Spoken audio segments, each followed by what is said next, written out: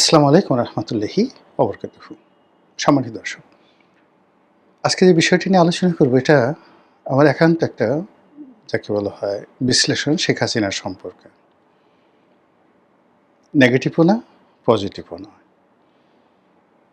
তাকে নিয়ে তার পক্ষ এবং বিপক্ষের যারা লোকজন রয়েছেন সত্যিকার অর্থে আসলে কী ভাবেন, বা আওয়ামী লীগের পক্ষের লোক এবং বিপক্ষের লোক সত্যিকার অর্থে কী ভাবেন, সে বিষয়টা নিয়ে আমার ব্যক্তিগত অভিজ্ঞতা এই বিষয়গুলো বলার চেষ্টা করব। যেমন তার বিপক্ষের যারা লোকজন, শেখ হাসিনার বিপক্ষের যারা লোকজন, তারা তাকে যতটা সম্ভব ছোট করা যায়।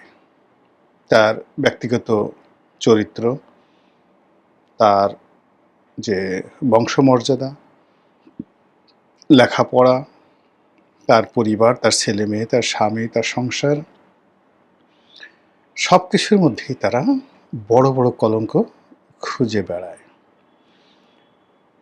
আপনাদের মনে আছে যে আওয়ামী লীগের সভানেত্রী তার বিরুদ্ধে একেবারে বলতে গেলে রাষ্ট্রীয় প্রণোদনা দিয়ে একটা বই বের হয়েছিল, আমার ফাঁসি চাই, মতিউর রহমান রেন্টু। দুর্ভাগ্যজনক হলেও সত্য যে আমি বইটি পড়িনি এবং আমার আগামী প্রজন্মেও আসলে এই ধরনের নেতিবাচক জিনিস পড়ার কোনো আগ্রহ নেই। মূল কারণ হলো যারা মানে যে কোনো প্রয়োজনে আপনার সঙ্গে থাকবে, আর প্রয়োজন শেষ হয়ে গেলে আপনার বদনাম করবে অন্য জায়গাতে গিয়ে, এই মানুষগুলো জাহান্নামের কীট। দ্বিতীয়ত হলো যে আপনার স্ত্রী হোক, আপনার সন্তান হোক, আপনার বন্ধু হোক, বান্ধব হোক, আপনার গোপন কথাগুলো, ব্যক্তিগত কথাগুলো, সেটা সত্য হোক মিথ্যা হোক, যখন আপনার শত্রুদের হাতে তুলে দেয়, কিয়ামত পর্যন্ত এই ধরনের মানুষের যাকে বলা হয় উপরে আল্লাহর লানত। তো কাজেই সেই যে মতিউর রহমান রেন্টু আমার ফাঁসি চাই লিখে গিয়েছে, একটা সময় শেখ হাসিনার সঙ্গে তার ঘনিষ্ঠতা ছিল, স্নেহ ছিল, ভালোবাসা ছিল। কিন্তু এই মানুষটি যখন এই বিষয়গুলো তার শেখ হাসিনার প্রতিপক্ষের হাতে তুলে দিয়েছে, সেটা যাই থাকুক না কেন ওটা নিয়ে আগ্রহ থাকা মানে এক ধরনের অপরাধ। মানে আমার এই ধরনের অপরাধ ছিল না। আপনি ধরুন বেগম জিয়ার সঙ্গে তো অনেকের সম্পর্ক ভালো ছিল। তারপর শেষে সাইফুর রহমান সাহেব বলেন, তারপর বিএনপি অন্তত ১ ডজন নেতা আছেন যাদেরকে তিনি স্নেহ করতেন, ভালোবাসতেন, শ্রদ্ধা করতেন। এখন অনেক সময় অনেক কথা তিনি হয়তো বলেছেন, সেটি ইতিবাচক, নেতিবাচক, একান্ত ব্যক্তিগত হোক, কখনো হাস্যচ্ছলে।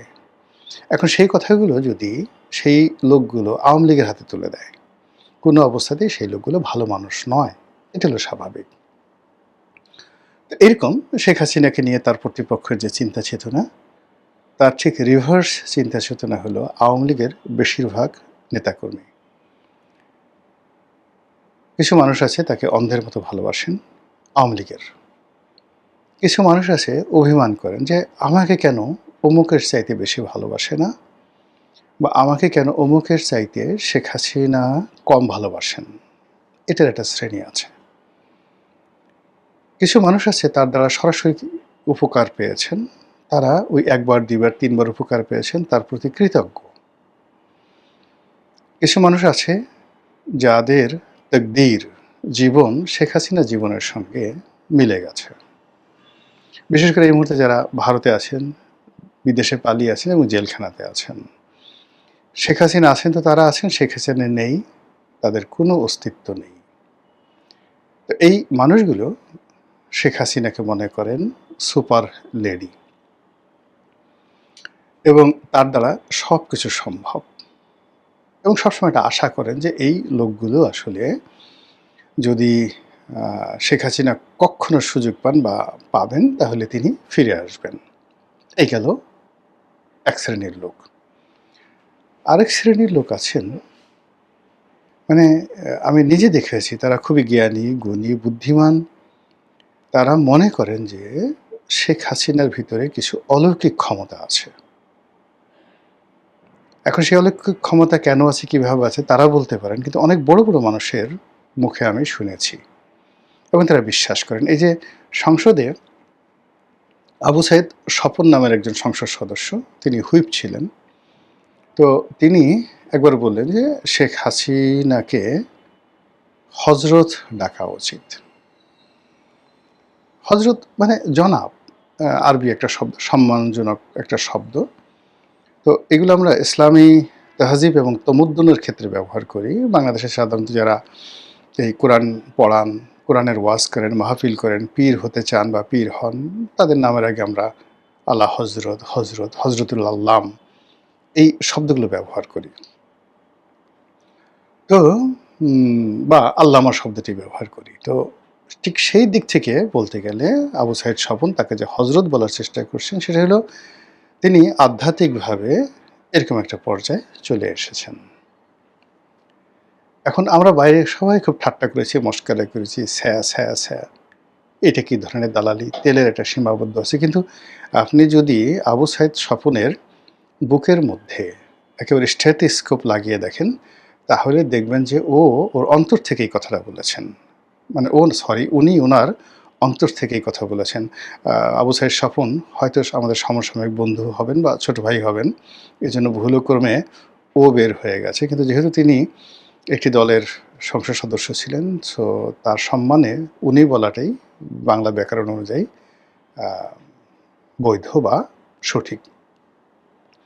দ্বিতীয়ত, আপনাদের মনে আছে যে একজন খুব ভদ্রলোক মানুষ ছিলেন, পরিকল্পনা মন্ত্রী। তো সেই পরিকল্পনা মন্ত্রী তিনি একবার বলেছিলেন, আব্দুল মান্নান সাহেব, যে শেখ হাসিনা যেভাবে দেশ জাতির জন্য কাজকর্ম করেন, এই জন্য আল্লাহর উচিত বা তার জন্য জান্নাত পাওয়া ফরজ বা তার জান্নাত পাওয়া উচিত, এই ধরনের কথা। আপাত দৃষ্টিতে এই কথাগুলো খুব শিরক মনে হতে পারে, বেদাত মনে হতে পারে, অনেক কিছু। কিন্তু ওই ভদ্রলোক হয়তো তিনি শেখ হাসিনাকে যে বিভিন্ন অ্যাঙ্গেল থেকে দেখেছেন, সেই অ্যাঙ্গেলে মানে তিনি তাকে ওইভাবে মনে করেছেন। ব্যক্তিগত জীবনে শেখ হাসিনা খুবই ধর্মপরায়ণা, নামাজ পড়েন, কালাম পড়েন, তসবিহ করেন, তাহলিল করেন, কোরআন শরীফ পড়েন, অন্যান্য বইপত্র পড়েন এবং ব্যক্তিগত জীবনে খুবই ধর্মপরায়ণা এবং বিশ্বাসী, ধর্মে বিশ্বাসী। এটা ভণ্ডামি নয়, এটা আমি বলতে পারি ব্যক্তিগতভাবে। আমার সাথে একবার যাকে বলা হয় কর্নেল অলি সাহেবের কথা হলো। তো কর্নেল অলি কোনো একটা সময় শেখ হাসিনার সঙ্গে দেখা করলেন একটা জায়গাতে। তো উনি ভোর ৫টার সময় ওনার সঙ্গে দেখা করলেন, ভোর ৫টার সময় শেখ হাসিনার সঙ্গে। তো তিনি বললেন যে ইট ওয়াজ অ্যামেজিং। আমি গিয়ে দেখি যে সেই ভোর ৫টার সময় সে নামাজ পড়ে ওড়না মাথায় দিয়ে she is waiting for me, আমার জন্য অপেক্ষা করছেন। এবং অত সকালবেলা, ভোর ৫টার সময় অত সকালবেলা সেই নামাজ পড়া সত্ত্বেও তিনি আমার জন্য সকালের নাস্তা একেবারে টেবিলে রেডি করে বসে আছেন। তো এই যে তার যে মানবিক গুণাবলী, তার দ্বারা অনেক ক্ষতিগ্রস্ত হয়েছেন কর্নেল অলি, কিন্তু তার এই মানবিক গুণাবলী তিনি ভুলতে পারেন না।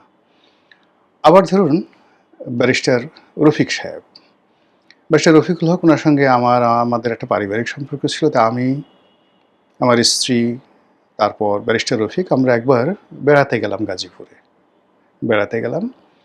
তো এবং বেড়াতে বেড়াতে একটা সময় আমরা এই হুমায়ুন আহমেদের যে বাড়ি, সেই বাড়িতেও গেলাম। তো ওখানে উনি আমাদের জন্য ওনার বাসা থেকে খাবার নিয়ে গিয়েছিলেন, সেই খাবার ওনার লোকজন পরিবেশন করলেন। তো উনি কথা প্রসঙ্গে বললেন যে রনি দেখো, আমার সাথে তো দুই নেত্রীরই সম্পর্ক ভালো ছিল। তো দুটো অনুষ্ঠানে গিয়েছি। তো বেগম জিয়ার অনুষ্ঠানে যখন যেতাম, সব লোকজন সেই উনি কখনো খেয়ালও করতেন না যে আমি এসেছি বা আসিনি। সবাই বললেন যাও যাও যাও, বা যান যান যান, ও একটু সালাম দিয়ে আসেন। তো লোকজনের জোরাজোরিতে আমাকে, হয়তো আমি সামনে গেলাম, গিয়ে তাকে একটা সালাম দিলাম, তিনি ওই দূর থেকে বসে সালাম নিলেন, আমি চলে আসলাম। আর অন্যদিকে শেখ হাসিনা, সে আমাকে গালাগালি করবে, খোঁটা দিবে, সব কিছু করবে। কিন্তু শেখ হাসিনা অনুষ্ঠানে যদি আমি কখনো যাই, সে মঞ্চ থেকে নেমে আসবে, তারপর আমার হাতটা ধরবে, আমার সঙ্গে কথা বলবে, কথা বলে তারপরে তার লোকজনকে বলবে যে উনি যাচ্ছেন, গাড়ি পর্যন্ত আগায় দিয়ে আসো। এখন এটা তো বাঙালির যে এই যে কালচার, এই যে কার্টিসি, এটা তো আমি ভুলতে পারছি না। ফলে সে যা কিছু করে, গালাগালি করে, কিন্তু শেখ হাসিনার এই কার্টিসি আমি ভুলতে পারছি না। তো এটা হলো ব্যারিস্টার